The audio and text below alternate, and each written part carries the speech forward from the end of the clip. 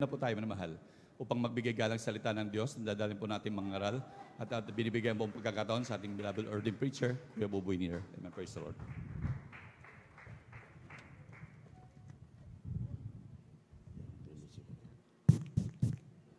God bless you, brother. Deyo, our beloved elder, let us pray. O buligilad, mapagpala naming Diyos, sa manami sa langit na minapakabait, pinakamamahal na Panginoon Isus. Muli sa hapong ito, ang aming marubdob at taos sa pusong pagpapasalamat, paglulahati, pagsamba ay aming pinapaabot sa iyo. Sa dakilang pribilehiyo na pinagkaloob muli sa amin sa buong maghapon, yung mga anak na karating na malulhati upang sasamba sa Espiritu at katotohanan.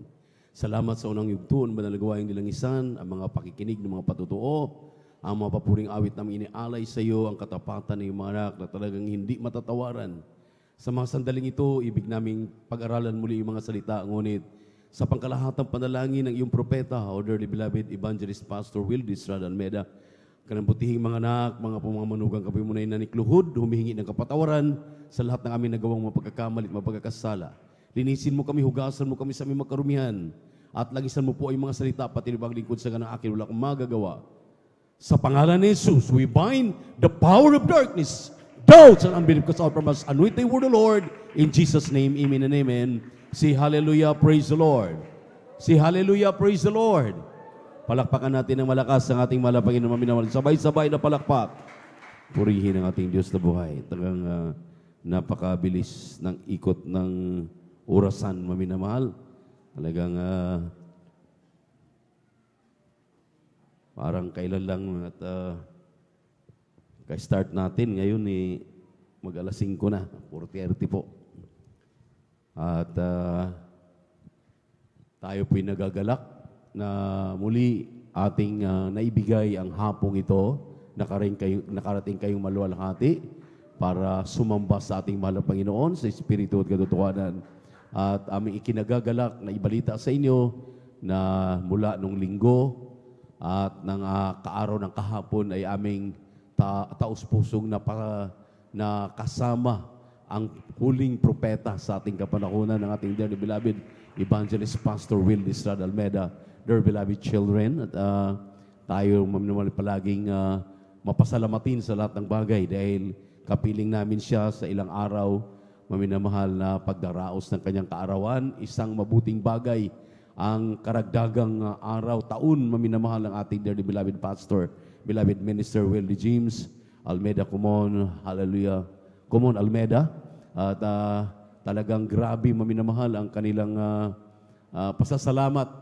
At you can just imagine sa amin pong preachers meeting sa araw ng kahapon, hindi namin inaasahan. Last preachers meeting namin, and we are only around 400 plus. But kahapon, maminamahal, umapaw ang ating kagalakan dahil more or less 700 plus, almost 800 kami, maminamahal. Grabing kagalakan dahil ating-atin na po yung lugar na aming pinagdausan sa dako ng Marilao, Bulacan. Amen? Kaya hindi po matapos yung aming kagalakan na hanggang ngayon dala-dala namin. Kaya nga, salamat sa ating mahal na Panginoon. Talagang napakalapit sa atin ang ating Diyos na buhay. Sa tuwing tayo nananambahan, Kanya pong ibinuhos sa atin ang Kanyang napakatamis na presensya. Amen? Kaya ako po ay tao sa pusong bumabati na may pagmamahal sa ating minamahal at kagalang-galang na Evangelista Wildy Estrada Almeida. And we always remember and cherish, treasure the blessed memories and teachings ng ating beloved and honorable Assistant Pastor Lina Kumon Almeida. At sa kanilang butihing mga anak, mga apo, mga manugang, sa ating mga pastoral workers, beloved elders of the church, minamahal mga kapatiran, kung mayroon tayong bisita, welcome po kayo sa midweek service dito sa outreach ng San Carlos City, Pangasinan. Especially sa ating webcast viewers sa YouTube at Facebook. Ngunit ang pinakamataas na papuri, pagsamba, ay muli nating pinapabot sa ating nag-isang Diyos, ating napakabait at pinakamamahal na Panginoong Jesucristo. Open your Bible in the book of 1 Samuel, chapter 15, verse 15 up to 26. At atin pong pag-aralan, maminamahal, yung patungkol po sa the rejection because of disobedience. Ating pag-usapan, maminamahal, itong napakahalagang bersikulo na bagamat palagi nating paulit-ulit na pinag-aaralan pero hindi talaga naintindihan ng karamihan. Rejection.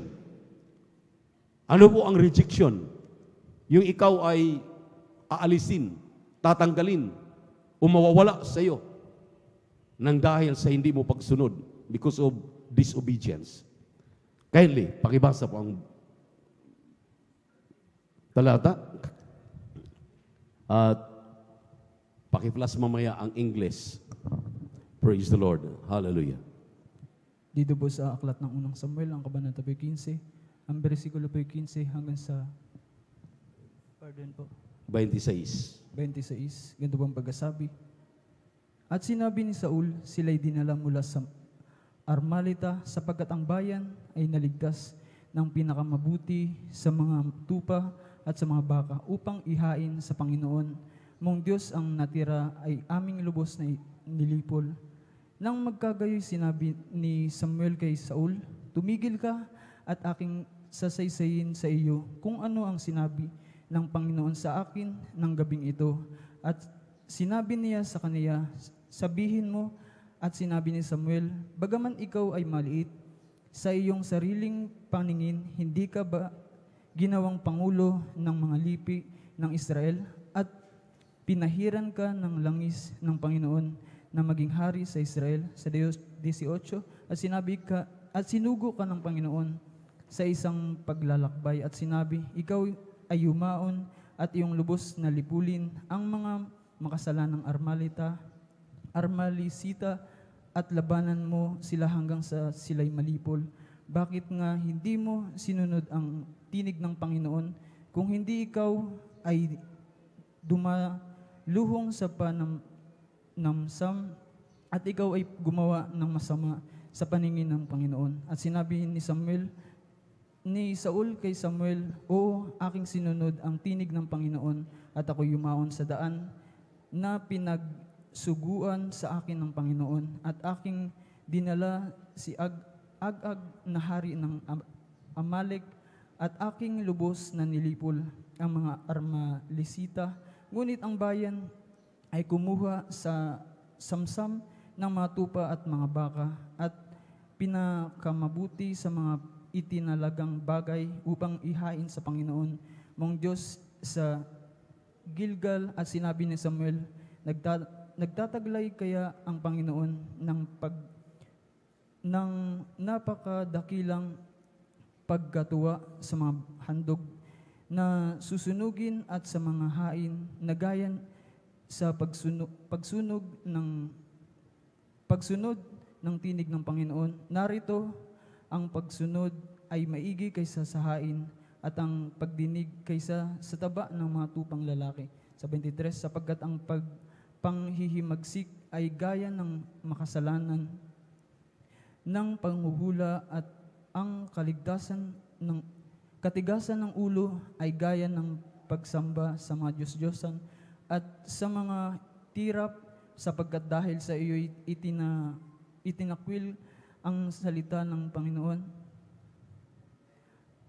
ay kaniya namang itinakwil ka upang huwag ka nang maging hari. At sinabi ni Samuel kay Saul, ako'y nagkasala sapagkat ako'y sumalangsang sa utos ng Panginoon at sa iyong mga salita sapagkat ako'y natakot sa bayan at sumunod sa kanilang tinig. Ngayon nga'y isinasamo ko sa iyo, ipatawad mo ang aking kasalanan at bumalik ka uli sa kasama ko upang ako'y sumamba sa Panginoon. Sa 26, at sinabi ni Samuel kay Saul, hindi ako babalik na kasama mo sapagkat iyong itinakwil ang salita ng Panginoon. At itinakwil ka ng Panginoon upang huwag ka nang maging hari sa Israel. Pagpalain po ng malapayon ka ng mga salita. Pumalakpak po tayo ng malakas sa ating mahal na Panginoon. Everybody shout, praise the Lord. Nasundan ninyo maminamahal yung tagpo dito sa ating binasang talata. Dahil maliwanag po na Tagalog yan. At naka-flash na sa ating screen. Binasa pa natin. Ito maminamahal. Ang sabi po ng ating binasang talata, si Saul bilang hari, sinabi ng propeta, Saul, anong nangyari sa iyo? Hindi ba maliit ka nung araw? Wala kang kwenta nung araw, ngunit ikaw ay itinaas, ginawa kang hari. Ngayon, inutusan si Saul, maminamahal, na pumunta doon sa Amalisita at lipulin lahat, walang ititira. Pati yung hari, lahat.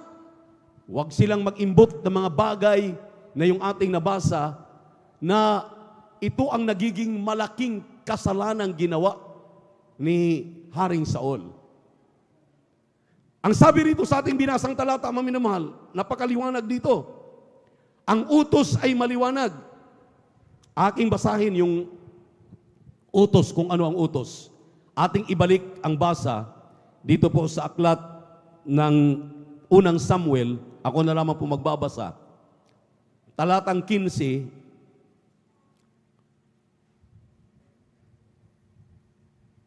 kabanatang 3 at 9. Sa 3 muna tayo.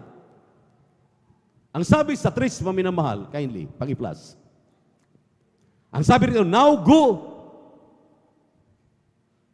and smite Amalek and utterly destroy all that they have and spare them not, but slay both men and women, infant and suckling, ox and sheep, camel and ass.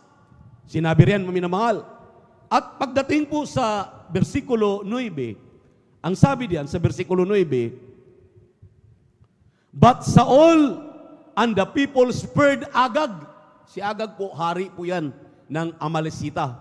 And the best of the sheep, the best, yung pinakamaganda, talagang very aspiring na mga sheep, yung pong mga tupa, and of the oxen, and of the fatlings, and the lambs, and all that was good, and would not utterly destroy them, but everything that was vile and refuse, that they destroyed utterly.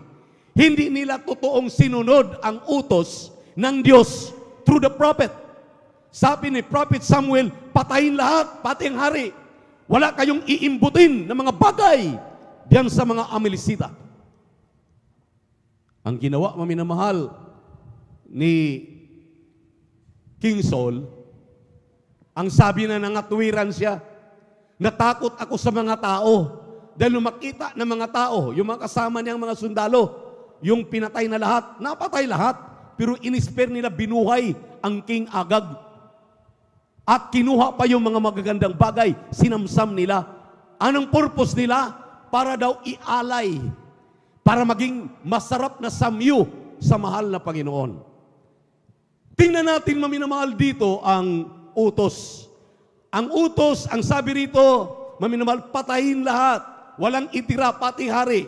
Walang manguha, walang mangulimbat na mga samsam. Pero ang ginawa ng hari, ang sabi na, dahil sa takot ko sa mga tao, kaya sinunod ko sila. Nanguha kami ng mga magagandang samsam. Ito pong mga oxen, itong mga baka, itong mga tupa, itong mga karnero, itong mga magaganda at mga pahiyas doon sa Amalekites. Nagalit ang mahal na Panginoon. Ang sabi ng mahal na Panginoon, to obey is better than sacrifice. Ang pagsunod ay mahalaga kaysa sakripisyo. Sakripisyo, anong sakripisyo yan? Ihain mo. Anong hain? Nag-aayuno ka. Ikaw ay nagbibigay panahon para sumamba 3 beses sa isang linggo. Pero hindi mo naman sinusunod ang mga utos ng mahal na Panginoon. May kanya-kanya tayong katawagan. May kanya-kanya tayong mga papel dito sa banal na iglesia ng ating mahal na Panginoon. Ang sabi ko nga sa inyo, maminamahal, kami na mga tumatayo dito, how can we preach if we are empty? Paano kami makapangaral kung kami mismo nangangaral walang laman? Paano kami magkaroon ng laman? Kinakailangan kami magsikap, mag-ayuno. Kinakailangan kami magsikap na mag-fasting. Kinakailangan kaming magsikap na magpuri. Amen? Kinakailangan itong mga espesyal na mga okasyon na pinanawagan ng ating mahal at kinagkagalang-galang na ebanghelista. Sabi nga ng ating beloved minister folks, hindi na tayo ngayon lang ipinanganak. Hindi na tayo pwedeng paulit-ulit na pagsabihan, birthday ng mahal na pastor, my preacher's annual meeting. Dapat nasa isip na natin yan, nasa puso na natin yan, ginagawa na natin. Anong alibay? Ang sabi ng banal na kasulatan, nag-alibay. Si King Saul, ang sabi ni Saul, natakot ako sa mga tao. Natakot ako dahil may naramdaman akong masama. Natakot ako dahil wala akong kakayahan. Di ba? Ang sabi nga natin, ang ating pastoral house, ang pagdalo sa gawain ay hospital natin. Asa na ngayon? Yung ating binibitaw ang mga salita. Ang ibig sabihin diyan, maminamahal, napakasimpleng mensahe. Nadi-displace ang mahal na Panginoon. Because of that disobedience, you will be rejected. Kayang alisin sa akin ang pagiging manggagawa ko, pagiging ordained preacher ko, pagiging mangangaral ko, lahat, mga awit, panunugtog, lahat, kung ano mang ating mga tungkuling ginagampanan. Kayang alisin yan. Kung yung hari nga, inalisan ng pagkahari, sino tayo sa paningin ng Diyos? Bear it in mind, in our heart, hindi tayo tinubos ng ordinaryong dugo lamang. Dugo ng Diyos na nakatawang tao upang tayo magkaroon ng buhay, magkaroon ng mga pagpapalang ating tinatamasa. Sino tayo upang tanggihan yan? Wala tayong karapatan para tanggihan ang mga bagay na napaka-importante sa ating buhay. Simple lang. Isang araw, isang manggagawa, nagpaalam, Kuya, punta muna ako doon sa anak kong pinagpala. Dahil medyo hirap na ako dito sa loob. Sabi ko, wag, dahil mapahama ka. Remember, sabi ko sa kanya, pinagaling ka sa karamdaman mo. Insomnia. Pinagaling ka sa iyong karamdamang low blood. Pag umalis ka, matental ka, yung ikaw ay makakita doon ng mga bagay na i-offer sa iyo ng anak mo. Matigas ang ulo. Pumunta. Iniwanan ang kanyang tungkulin bilang manggagawa. Pagdating doon, siyempre, kaya nga pumunta doon dahil they are seeking greener pasture. Pagdating doon, maminamahal, binila ng motor, ayan na. Yung kanyang tungkulin, magpupuri, manalangin, talagang andun palagi sa gawain tuwing Miyerkules, Biyernes at Linggo, andun na, naguhugoy-hugoy na, paikot-ikot na sa kanilang mga pinupuntahan. Isang araw, nakamit na accident. Nagbanggaan, binangga siya ng van. Nadala pa sa ospital, pero pagdating sa hospital, binawian ng buhay. Say, mayroon pa ba tayong magagawa? Pagdating na ng tayo'y pinaalalahanan, tayo'y binigyan na ng chastisement. Wala na, maminamahal. Wala na tayong magagawa. Kaya habang may magagawa tayo ngayon, alam natin ang salita ng Diyos, huwag nating apakan ang salita ng Diyos, huwag nating paliwalain ang salita ng Diyos. Namnamin natin, pakaibigin, pahalagahan natin ang mga salitang ito. Sumunod ng tulad ng pagsunod ng isang bata, paminamahal, na kung anong sinasabi ng kanyang mga magulang, sinusunod niya ng walang hesitation. Hindi nag-hesitate, walang pagtanggi. Dahil ang atin pong pagsunod na ito ay hindi pagsunod na ang gantimpala ay baliwala. Gantimpala, maminamahal, na ini mo mawari sa isip mo ang pangako ng mahal na Panginoon, langit at buhay na walang hanggan. Palakpakan po natin ang ating pinakamamahal na Panginoon. Anong kasalanan, maminamahal, dito? Simple lang. Ang sabi rito, ang pagsunod ay maigi kaysa hain. Akala mo, yan lang. Pero hindi mo alam, maminamahal, nang sabi nga, maminamahal, ang hindi pagsunod, dahil nagmamatigas tayo, dahil ang ating katuwiran ay mas higit pa sa katuwiran ng mahal na Panginoon, akala natin, tayo na po isang body, amen. Kaya nga, marami tayong mga ngaral na nagsasabi na nakahawak lang ng Biblia, akala mo, mga ngaral na, hindi na mapagsabihan, at hindi na mapagwikaan. Tayo naka-uniform lang ng ating mga uniform bilang mga awit, nandiyan na nakahawak lang ng mga instrumento ng banal na iglesia, hindi na tayo, untouchable na tayo. Hindi ba natin iniisip, maminamahal, nang sabi ng Biblia, yung pagsunod sa mga palatuntunan ng ating mahal na Panginoon, malaki pong bagay ng sabi nga ng Biblia, hallelujah, ang katumbas niyan. Ang sabi dito, maminamahal, sa 23, versikulo 23, kaparusahan ng tinatanggihan ang pagiging hari, maminamahal, hallelujah. Ang sabi rito, rebellion as witchcraft, stubbornness as iniquity and idolatry. Tingnan niyo po, mabibigat ng mga kasalanan. Kasalanang ikamamatay ng iyong kaluluwa. Bakit hindi ka makikinig? Bakit hindi ako makikinig? Bakit hindi tayo makikinig? Sino bang ating pakikinggan? Pakikinggan ba natin ating mga sarili? Nang sabi ng banal na kasulatan, ito na, example na si King Saul. Tinanggalan ng pagkahari. Yan pala, maminamahal. Kayang tanggalin ang iyong kaligtasan. Kayang hindi mo matanggap ang iyong ipinangako ng Diyos na buhay na walang hanggan kapag hindi ka marunong sumunod. Akala natin pagsunod lang. Akala natin pagsunod lang. Maliwanag ang sinabi ng talata, maminamahal. Hindi lang pagsunod, ang sabi rito, ang pangalawa ay pagdinig kay sa taba ng mga tupang lalaki. Pagdinig. Napapakinggan mo, naririnig mo ako, naririnig mo ang lahat ng utos, naririnig mo ang sinabi ng mga beloved parents in the Lord natin, ang mga nangasiwa sa atin, naririnig mo, pero binabaliwala mo. Ang sabi rito, ang kasalanan na yan is equivalent, kasing tumbas ng rebellion, pag nagiging witchcraft. Ang witchcraft, yung mga pagsamba sa mga kung ano-anong mga bagay diyan, yung mga barang, yung mga kulam, yun yung mga witchcraft, yung mayroong sinasamba, mayroong mga belief na talaga akala nila kaya ng mga sorcerers. Ang sabi rito, stubbornness. Yan daw ang katumbas. Dalawa dito ang binabanggit. Yung hindi mo pagsunod, at pangalawa, yung dinidinig mo na hindi mo ginagawa yung iyong pinakikinggan. Palakpakan po natin ang ating mahal na Panginoon. Kaya nga sabi ng 2:13 ng Roma, pakibasa.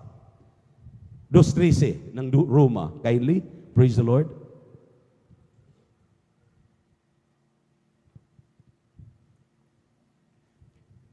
Amen, praise the Lord. Dito po sa Aklat ng Roma, Kapitulo 2, ang talata po ay 13. Ganito po lang sasabi, sapagkat hindi ang mga tagapakinig ng kautusan ang siyang mga ganap sa harapan ng Diyos, kundi ang mga nagsisatalima sa kautusan ay aariing mga ganap. Palakpakan natin ang ating mahal na Panginoon.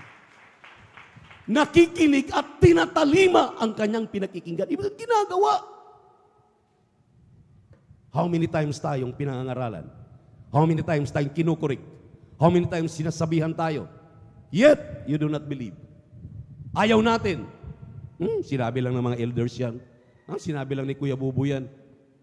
Sinabi na natin, beloved minister Pogs yan. Sinabi lang ng mahal na pastor. Gusto ko Diyos ang magsabi. Tingnan niyo po ang mga katwiran na yan. Katwirang mga bulok. Katwirang mga wala sa hulog, maminamahal. Amen. Amen. Kaya tayo napaparusahan, kaya tayo napapagalitan ng mahal na Panginoon. Tayo'y chastise ng mahal na Panginoon. Amen. Pasalamat ka kung na-chastise ka pa. Pero pag hindi na, sabi ng Biblia, pag hindi ka chastise, ikaw na daw ay bastardong anak. Hindi ka talaga tunay na anak. Amen. Amen. Nakakatakot yan. Amen. Kung hindi tayo pipirpiktuhin, kung hindi tayo tuturuan ng tama, lahat tayo nag-aasam na matanggap, makaangkin, pagdating ng araw, pagtunog ng trumpeta, sasama tayong lahat sa salubong sa malapin para magmana ng langit at buhay na walang hanggan.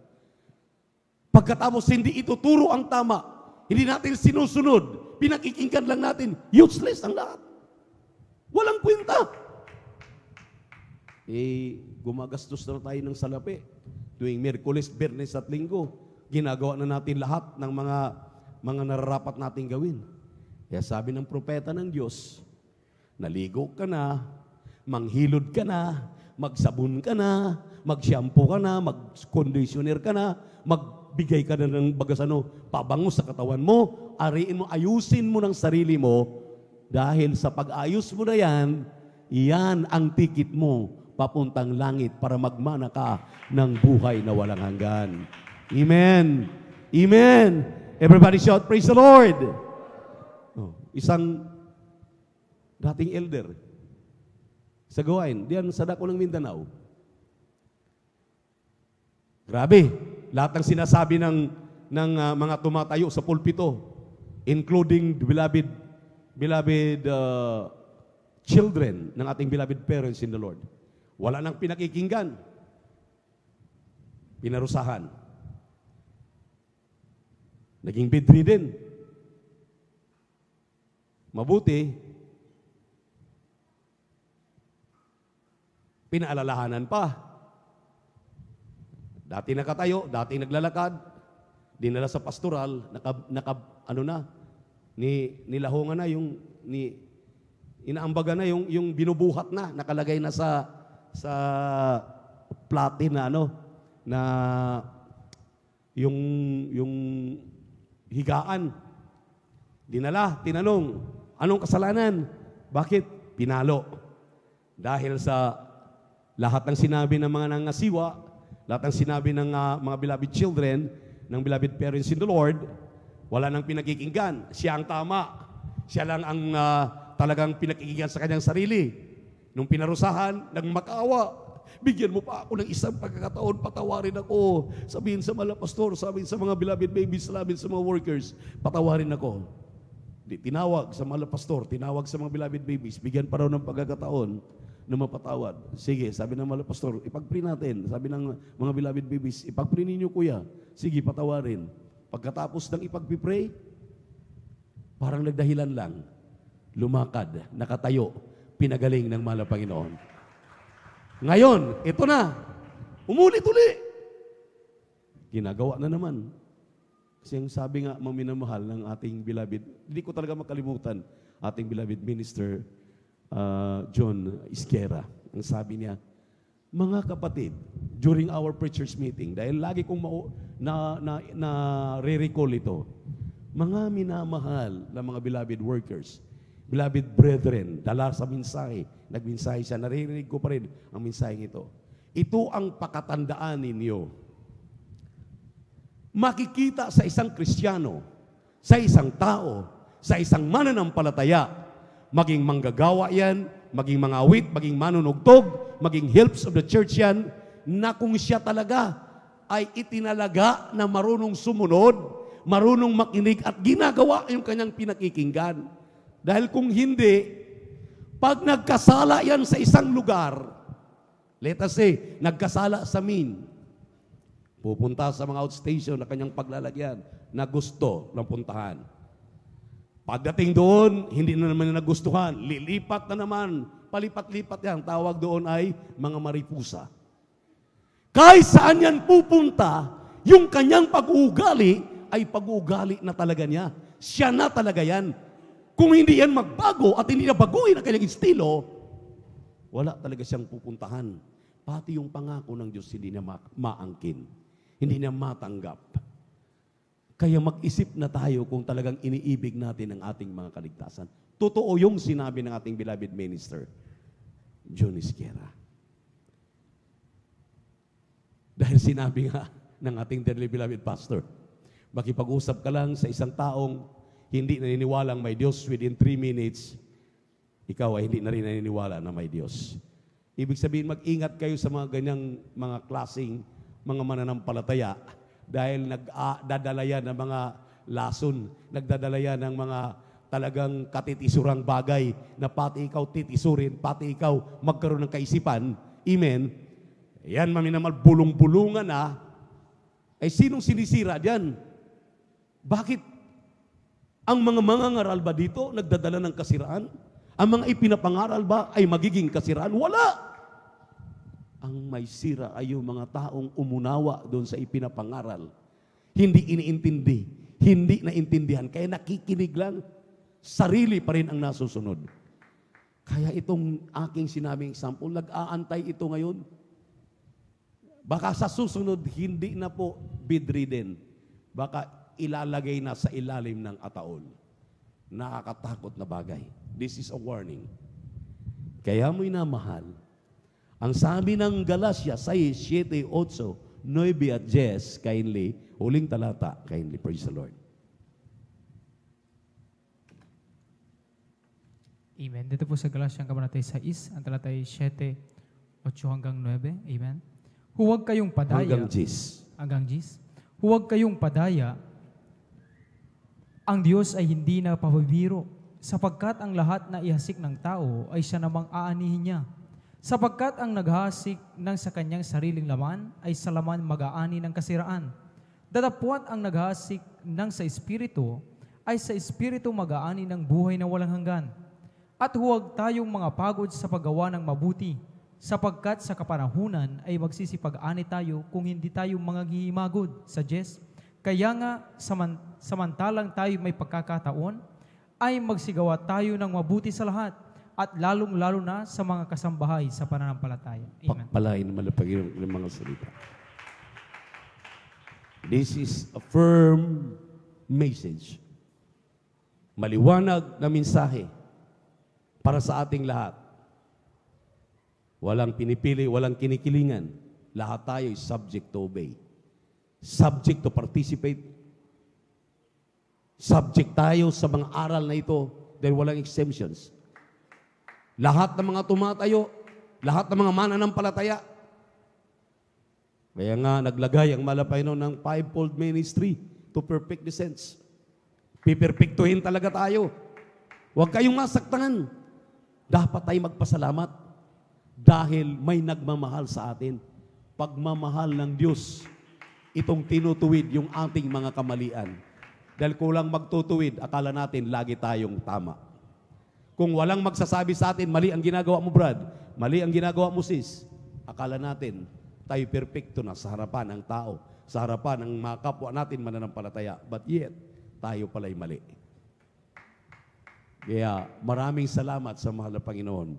Ito ang tunay at dalisay na pagmamahal ng ating malapan. Let us sing to the Lord. Hallelujah. Praise the Lord. Awitan natin ating mahal na Panginoon. Praise the Lord. Hallelujah.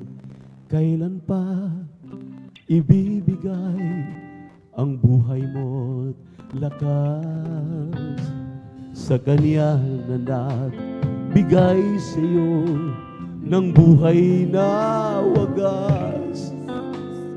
Ang pangalan niyang banal kailan itatalian kung wala ng pagkakataon at huli na ang lahat. At kung ang araw mo'y lumipas na,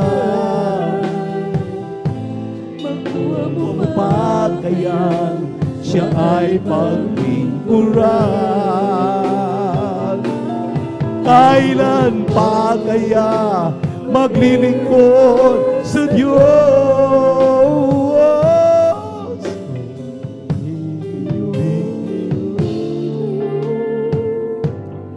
Kailan pa?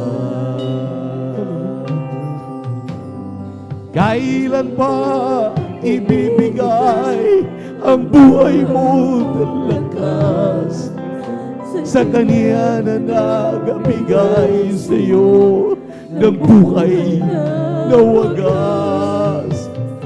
Ang pangalan niyang banal kailan itatagyan kung wala ng pagkakataon at huli na ang lahat. Hallelujah, hallelujah, hallelujah. At kung ang araw mo lumipas na, makuha mo pa kaya siya ay paglingkuran. Kailan pa kaya maglilingkod sa Diyos? Kung hindi ngayon, kailan pa. Maminamahal, katulad ng doktor, ang doktor ng mga magagaling ay talagang hindi lamang pagsusuri ang ginagalingan, kundi pati yung kanyang dinudulot ng mga gamot ay para talagang gagaling kanyang pasyente. Ganon din ang mga tunay na mga pastor ng Diyos. Tunay na ibanghilista ng Diyos. Tunay na guro ng Diyos. Tunay na propeta ng Diyos. Tunay na ibanghilista ng Diyos. Itinuturo ang tama. Itinuturo na imulat ang lahat. Dahil ito ay buhay. Ito'y mahalaga. Kung hindi ito totoo, maminamahal, ni isa, wala tayong makitang himala. Ni isa, walang manatili sa atin. Kung hindi totoo, may pruiba, may ebidensya. Sino nagpagaling sa atin? Sino nagpala sa atin? Sino? Hallelujah! Ang mga pagsasabi, lahat tayo may mga nakamtan ng mga himala, mga pagpapalang tinatamasa ngayon. Dahil totoo ang ating napapakinggang mga mensahe. Totoo ang pastor na nangalaga sa atin. At kung ang araw po lumipas na, hallelujah, maghuba kayo, siya'y paglingkuran. Kailan pa kaya maglilingkod sa Diyos? Hindi ngayon, kailan pa? At kung ang araw mo lumipas na, hallelujah! Thank you so much, God! Thank you so much, Jesus. Kaya maglilingkod sa Diyos. Kung hindi ngayon, kailan pa? Kung hindi ngayon, kailan pa? Sa ating mga beloved webcast viewers sa YouTube at Facebook,